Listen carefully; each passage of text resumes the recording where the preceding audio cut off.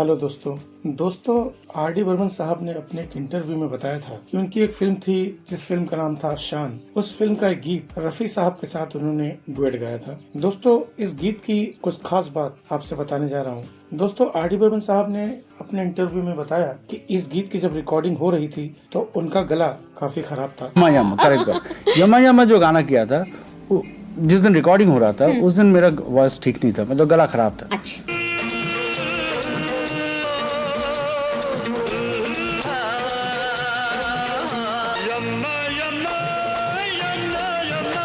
और इस गीत की शूटिंग होनी जरूरी थी। इस फिल्म के डायरेक्टर ने उनसे कहा था कि इस फिल्म की शूटिंग होनी है, यानी इस गीत की शूटिंग होनी है और इसलिए ये गीत मुझे चाहिए। तो आनंद फानन में आर डी बर्मन साहब ने इस गीत को रिकॉर्ड कराया मोहम्मद रफी साहब के साथ। उस दिन उनका गला खराब होने की वजह से उनको गीत में सेटिस्फेक्शन नहीं मिला। उन्होंने रफी साहब से कहा कि साहब मेरा गला थोड़ा ठीक नहीं था, इसकी वजह से गाने में कुछ कमी लग रही है। तो रफी साहब ने कहा कि ठीक है, कोई बात नहीं, इस गीत की शूटिंग हो जाने दीजिए, उसके बाद इसको फिर से रिकॉर्ड कर लेंगे। उन्होंने ये बात कही और चले गए। उसके बाद जब इस गीत की रिकॉर्डिंग का नंबर आने वाला था तभी ये दुख भरी खबर आई कि रफी साहब का इंतकाल हो गया है। दोस्तों एक और गीत था जिसे बप्पी लहरी ने संगीतबद्ध किया था। ये गीत रिकॉर्ड हुआ, मोहम्मद रफी साहब ने इस गीत को रिकॉर्ड किया और बप्पी लहरी ने उस समय ये गीत ध्यान नहीं दिया था कि क्या कमी है। मगर जब बप्पी लहरी ने सुना मोहम्मद रफी साहब के जाने के बाद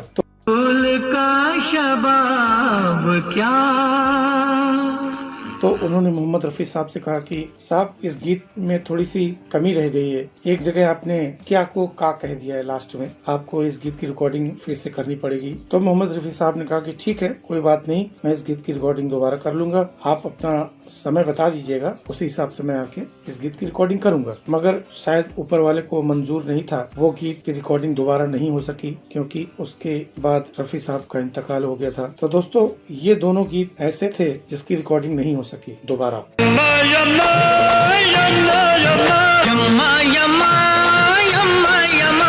इस गीत के बोल थे, फूल का शबाब क्या, हुस्न महताब क्या, आप तो बस आप हैं, आपका जवाब क्या। फूल का शबाब क्या, आप तो बस आपका जवाब क्या। दोस्तों इस गीत को तो बप्पी लहरी साहब ने रिकॉर्ड करके रख लिया था क्योंकि उसमें त्रुटि थी, इस वजह से इस गीत को रिलीज नहीं किया गया। मगर काफी समय बाद गोविंदा की फिल्म आई जिस फिल्म का नाम था फर्ज की जंग। इस फिल्म में गोविंदा को आवाज दी मोहम्मद रफी साहब ने। तो दोस्तों ये दोनों गीत रिकॉर्ड नहीं हो सके दोबारा और एज इट इज रख दिए गए थे। इस गीत में देखिए जहाँ पे थोड़ी सी गलती हो गई रफी साहब से, उस जगह को मैं आपको सुनाता हूँ।